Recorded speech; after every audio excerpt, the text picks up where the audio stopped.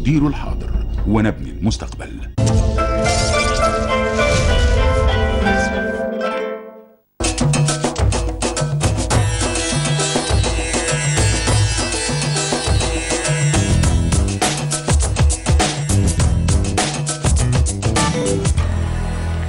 ماذا يحدث في التحرير؟ سؤال مهم كل الناس بتتساءله دلوقتي.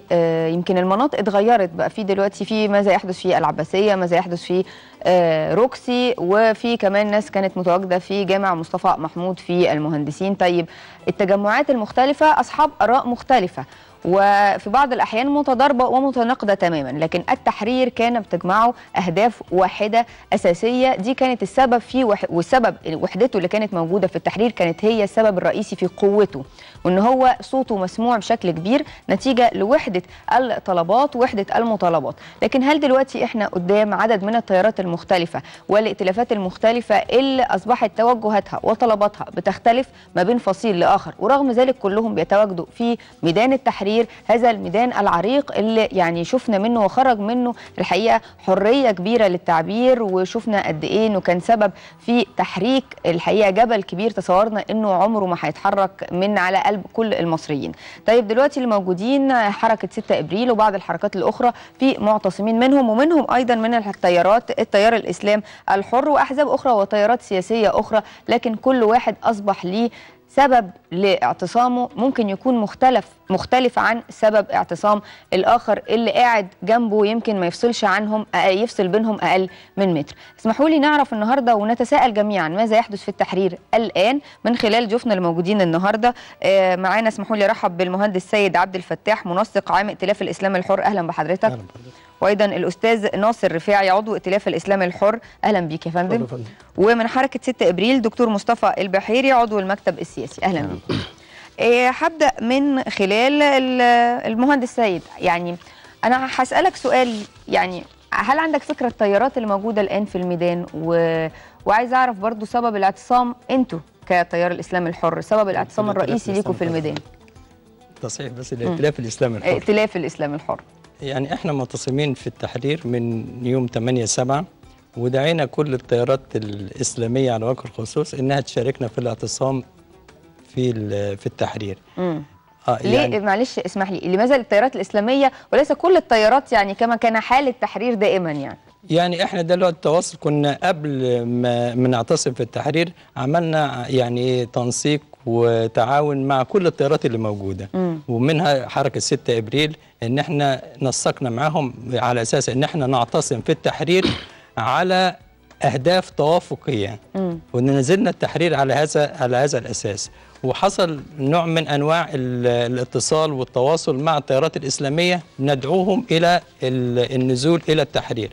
بعضهم استجاب على اساس مليونيه، وفعلا نزلوا يوم 8/7 التيارات الاسلاميه، الاخوان والسلفيين والدعوه السلفيه نزلوا التحرير يوم 8/7 على اساس مليونيه، وبعدها يعني ايه يعني ما كملوش اعتصام هم في التحرير، واستمر الائتلاف الاسلامي الحر الفصيل تقريبا الوحيد اللي موجود معتصم في التحرير حتى الان. طيب انتم معتصمين ليه حتى الان؟ بسم الله الرحمن الرحيم. احنا معتصمين لان مطالب الثوره الاولانيه لم تتحقق حتى الان. كنا في 25 يناير نزلنا كتيار اسلامي وكوطنيين وكل قوى مصر نزلت ميدان التحرير بتطالب مطالب معينه. حتى الان هذه المطالب لم تنفذ، ما زال قتله الثوار لم يحاكموا محاكمه علنيه، مع انهم قتلوا بالرصاص الميري، بالبدله الميري، بالعربيه الميري، صوت وصوره. لم يتم القصاص من قتل الثوار.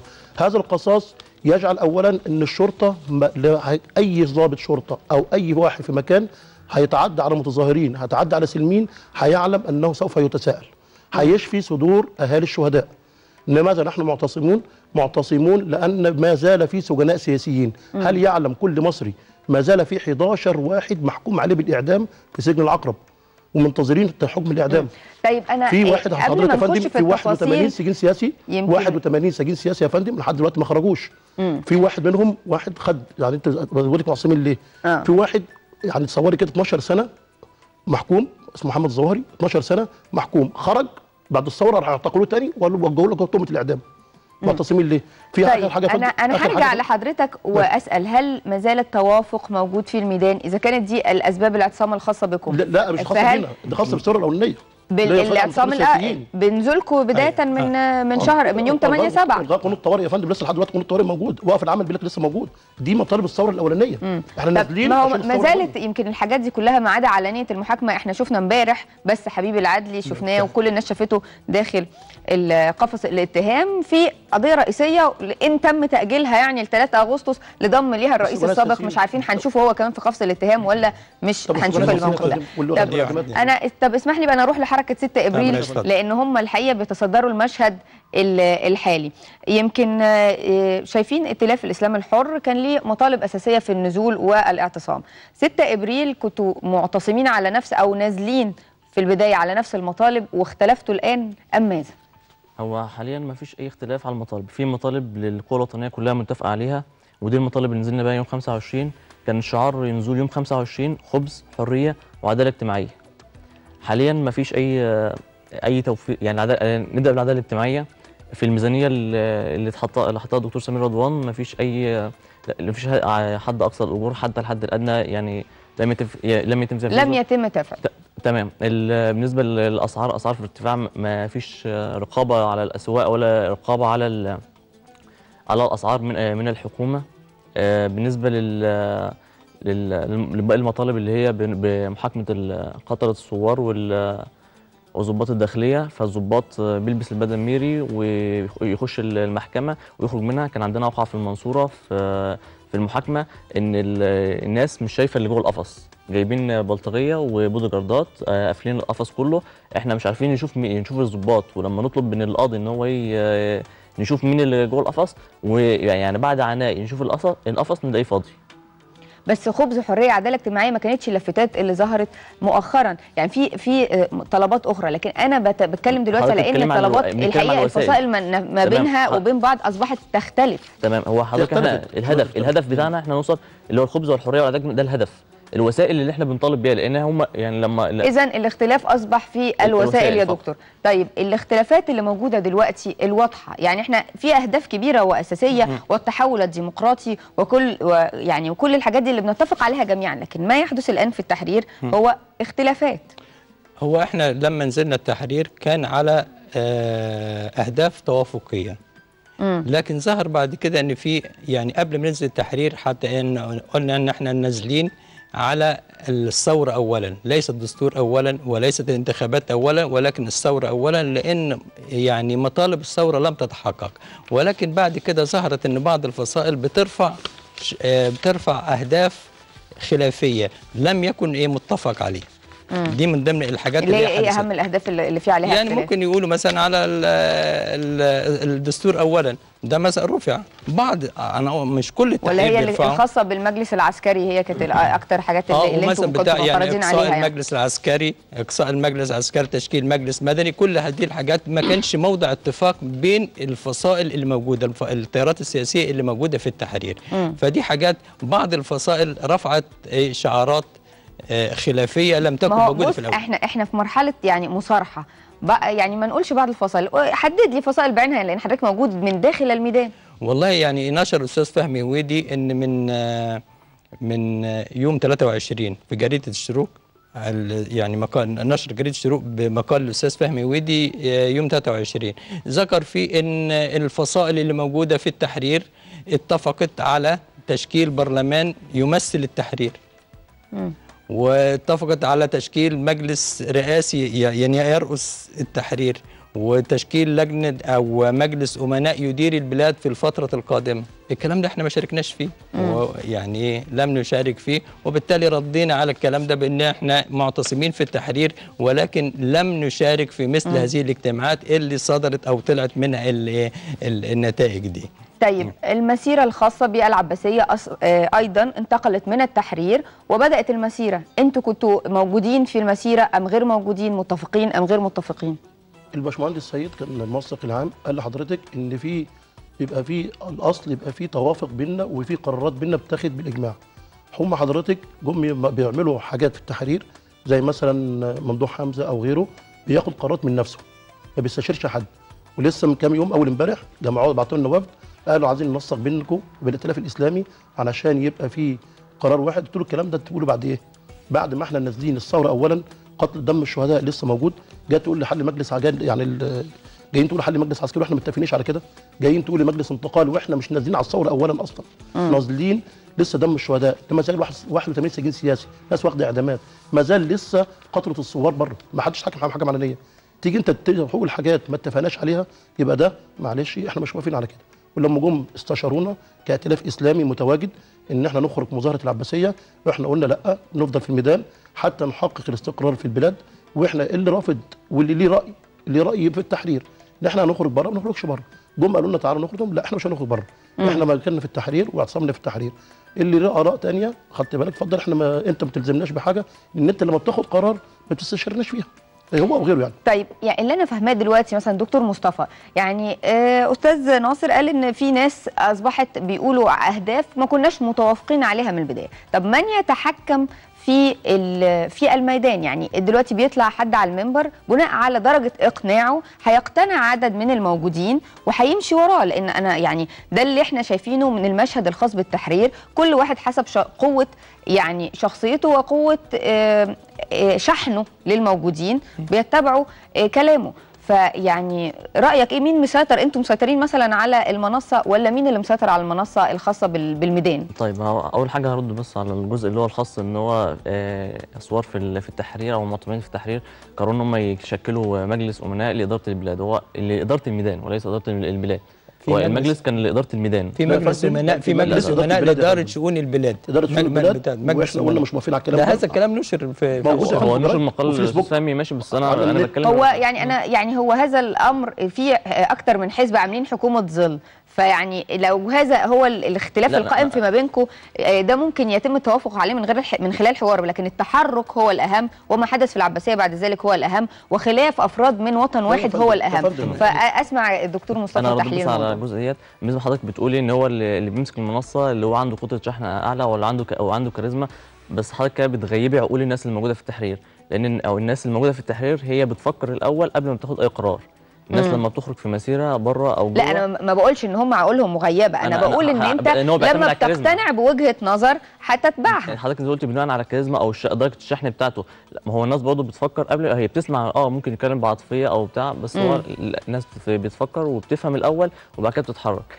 بالنسبه للعباسيه كان المسيره الاولانيه خالص بالنسبه ل 6 ابريل، 6 ابريل ما كانتش مشاركه بصفه رسميه او ما دعتش للمسيره حتى، يعني كان في يوميها كان مسيره مين اللي دعا لمسيره العباسيه من خلال وجودكم في التحرير؟ بالنسبه للمسيره العباسيه الاولى ما كانش 6 ابريل، كان ممكن كان في ناس مشاركه من 6 ابريل، بس ما كانش 6 ابريل ده عالي.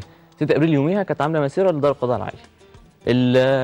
مسيره العباسيه الثانيه كانت رد على البيان بتاع المجلس العسكري ان هو كان بس مسيره سلميه ما كانش فيها اي حاجه، عشان نوضح بس الصوره ان احنا مش عملاء واحنا مش خاينين. المجلس العسكري قال ان 6 ابريل هم بيحاولوا الوقائع بين الجيش والشعب، لا احنا دلوقتي 6 ابريل احنا بنقول البينه على من ادعى واليمين على من انكر. هو المجلس العسكري عنده ادله ضدنا، انا يا ريت يطلع الادله، ولو احنا يعني فعلا خاينين او عملاء زي ما هو بيقول ماشي، انا مستعد اتحاكم بتهمه الخيانه، انا ما عنديش مشكله خالص، بس هو يثبت الكلام ده. هو قال ان احنا خدنا فلوس من امريكا او خدنا فلوس من اي حته، لا هات الحاجات اللي عندك وقول لا، قول فعلا انا خدت فلوس وانا مستعد اتحاكم، انا مستعد دلوقتي حالا اتحاكم. ففي اللي هو 6 ابريل قدمت بلاغ ضد المجلس العسكري، انا عايز الادله اللي انت قلت عليها، اللي هو الست اللي هو حسن الرويني او المجلس العسكري في البيان بتاعه يثبت الكلام. حتى المجلس العسكري في كلامه عن مبارك عمره ما قال ان هو متهم او احنا هنحاكمه، لا كان دايما بيقول ان مبارك المجلس العسكري لن يتدخل في العداله، ماشي، والعداله ستاخد مجراها، ماشي. ما هي برضه احنا بنخش برضه في تفريعات كلها، لان المطلب احنا بنبدا بمطلب كبير ثم يتشعب حتى تنفيذه، وناس كتير برضه كانت حاسه ان الوقت طال والاحساس بالتنفيذ والتغيير مش ظاهر قوي لعدد كبير من المواطنين. انا عايزه اتكلم عن ميدان التحرير كميدان التحرير، لان احنا شايفين دلوقتي ما زال هناك معتصمين، يعني ائتلاف الاسلام الحر اذا كان 6 ابريل هم لم يكونوا اصحاب الكلمه الرئيسيه في مسيره العباسيه، انتوا كان ايه رايكم في مسيره العباسيه؟ لا ومن دعا اليها؟ يعني عايز اعرف من دعا اليها في البدايه خالص. يعني انا ما عنديش فكره مين اللي دعا عليها، لكن احنا ده انتوا موجودين في المكان، يعني موجودين لكن هو دعونا ليها، جالنا الناس بنشوفها في ناس شباب يعني ولا من ائتلاف معين او تيار معين؟ انا في حاجه عايز اقولها لحضرتك برضو الناس تبقى فاهمه. انا مشارك في الثوره من 25 يناير الاولانيه، مشارك في الثوره الثانيه. بقول في ناس في ميدان التحرير ما شفناهمش ولا في الثوره الاولانيه ولسه شايفينهم جداد واشكال جديده احنا ما شفناش قبل كده. انا بتوقف عند موضوع اشكال جديده لان انا سمعته كتير واتقال اكتر مره في برامج كتير يعني ما معنى اشكال جديده؟ يعني لو مواطن لم يشارك من قبل فمن حقه المشاركه الان يعني بالظبط يعني. انما هل مختلف في شكله ازاي؟ اشكال جديده ان احنا في الثوره الاولانيه 25 يناير لينا مطالب. لما يجي واحد في الثوره الجديده او الثوره الثانيه ويتكلم بمطالب احنا مش موافقين عليها ومطالب احنا ميدان التحرير او كناس كنا امنا بالثوره الاولانيه مش موافقين على الكلام اللي هو بيقوله، فجاي من دماغه جاي يقول لك ايه مجلس انتقالي، واحد جاي يقول لك طب نشيل مجلس عسكري. الكلام ده اصلا ما كانش موجود. احنا كنا في الثوره الاولانيه بنقول الجيش المصري جيشنا ومبارك مش رئيسنا. كنا بنقول كده الجيش المصري جيشنا ومبارك مش رئيسنا. انت تيجي دلوقتي وتقول عايزين مجلس عسكري، انت مش تبعنا ما شفناكش قبل كده ليه؟ انت نفترض انه فصيل اخر، نفترض ان الديمقراطيه بتسمح لكل الاراء وهو بينظر ساعتها بقى هنخش في مناظره هل المجلس العسكري يمكن فصله عن الجيش ام الجيش والمجلس العسكري جزء لا يتجزأ راس عن جسد، فمش هنقدر نفصل الاثنين عن بعض. ده موضوع جدالي كبير جدا. انا بقى هرجع تاني لارض طب انتوا ليه معتصمين؟ لو انت شايف ان الميدان اصبح لا يمثل مطالبكم فلماذا انتم ما زلتم معتصمين؟ احنا زلنا معتصمين لان مطالب الثوره لم تتحقق، واحنا يعني في اتفاق في جزء كبير من الاتفاق مع الناس المعتصمين في التحرير، واحنا يعني بنأيدهم في جزء كبير من المطالب بتاعتهم، واحنا ضد ان المعتصمين او الناس المسيره راحه العباسيه انها تضرب بالكيفيه اللي هي تمت بها او الاعتداء عليهم دي يعني على الرغم ان احنا ما اشتركناش في المسيره، لكن ضد ان يتم الاعتداء على المسيره في العباسيه دي نقطه. واحنا متفقين مع قطاع كبير من الناس اللي في الميدان، لكن في احيانا اصوات نشاز بتظهر بتقول كلام من هنا او هنا، فلا بد لحل المساله دي ان يحدث عمليه التوافق على المطالب مره اخرى بترتيب. يعني ايه؟ يعني انا شايف ان اول مطلب هو القصاص لدم الشهداء. المطلب ده يعني مطلب مهم جدا جدا، ولا بد من يعني محاكمه الناس اللي قتلوا الثوار في ميدان التحرير وفي كل الميادين. بس انا شايفه ان اصبح في شخصيات بعينها بقت بتهاجم. يعني المهندس ممدوح حمزه اصبح واضح في الفتره الاخيره، يمكن حركه 6 ابريل برضو طالها ما طالها، وفي اتهام واضح ليها في خلال بيان المجلس العسكري أنا شايف رقم إن الكلام ده 69. مش فرايك ايه؟ انا الكلام ده مش مناسب. احنا نتفق على مطالب الثوره، نتفق على مطالب الثوره، وبعد كده لو في اي خلافات ممكن تبقى في توقيت اخر يعني مش دلوقتي. طيب هرجع لحركه 6 ابريل، ويمكن انتوا اللي بتتصدروا هذا المشهد اللي فيه اختلاف. لكن قبل ما تجاوب على سؤالي، معانا استاذه منار من الكويت حابه انها تشارك. صباح الخير استاذه منار. استاذه منار. الو صباح الخير. اهلا بيكي. صباح الخير يا رباب. اهلا بيكي. ازيك حبيبتي؟ الحمد لله.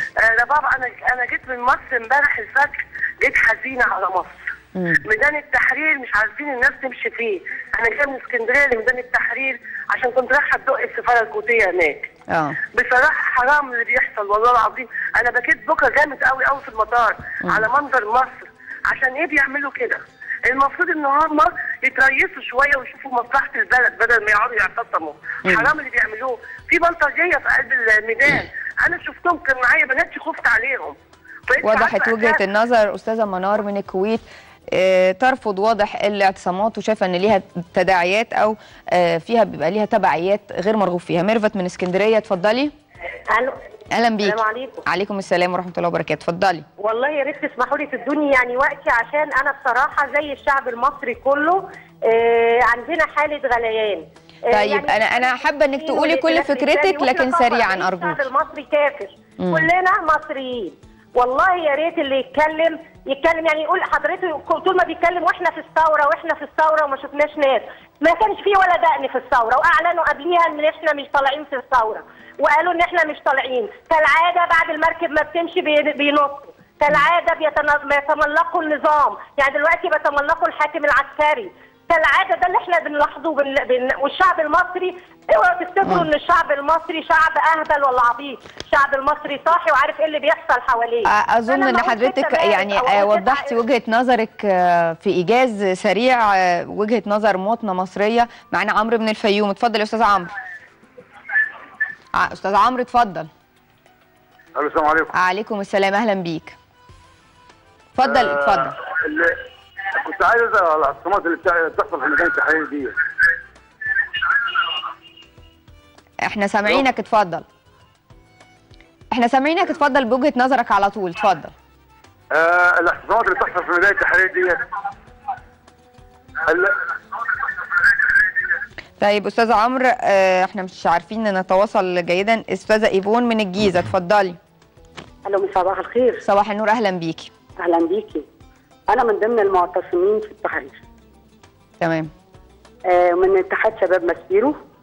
ومن ضمن المعتصمين في التحرير. وعايزه اقول لحضرتك حاجه. ايوه. اولا احنا كلنا متحدين مع بعض على اساس ان احنا نطهر الفساد اللي كان متواجد السابق.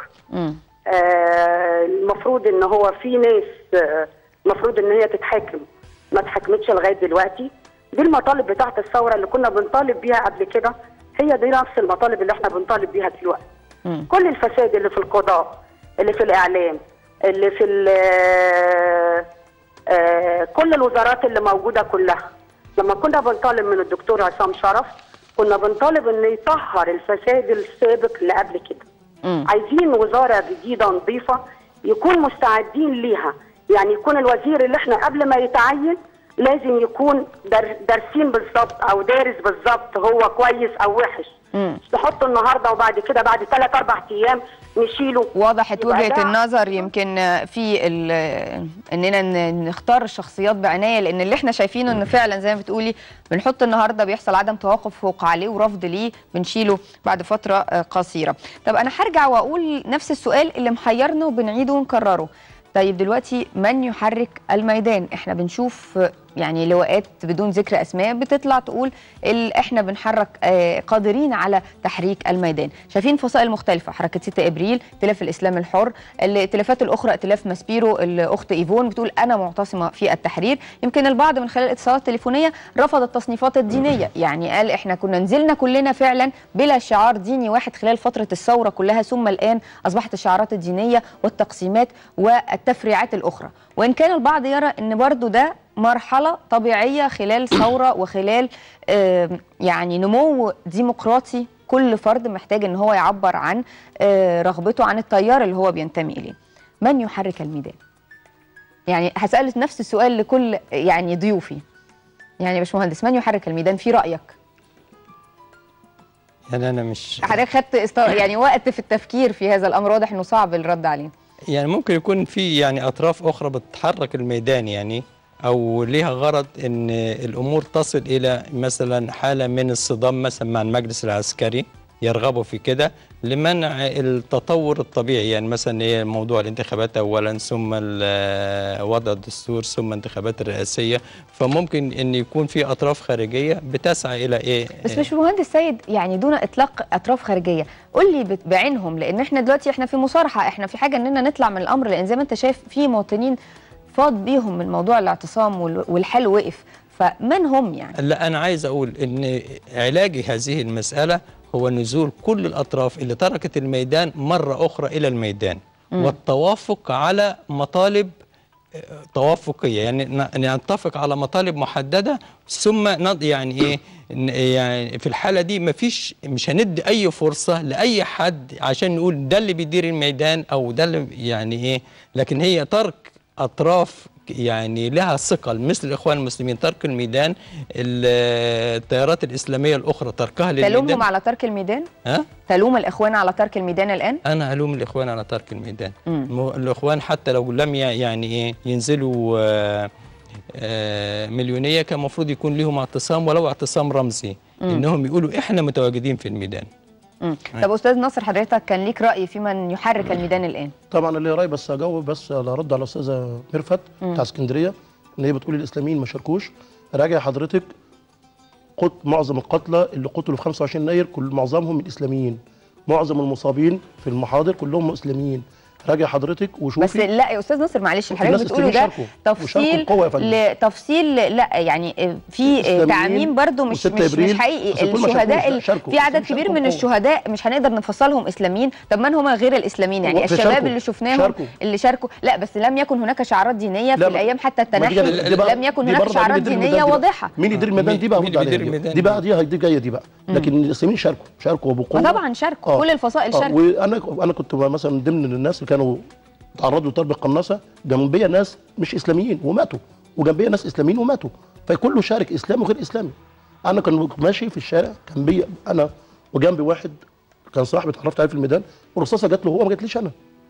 خدت بال حضرتك؟ هو انا برضه استاذ ناصر يعني انا تهت من حضرتك الاسلام، يعني كيف تصنف من هو اسلامي ومن هو غير اسلامي؟ فهل تصنفني كاسلاميه او حضرتك اسلامي؟ الدكتور غير اسلامي؟ يعني التصنيف ده يمكن هيبقى فيه عدم وضوح.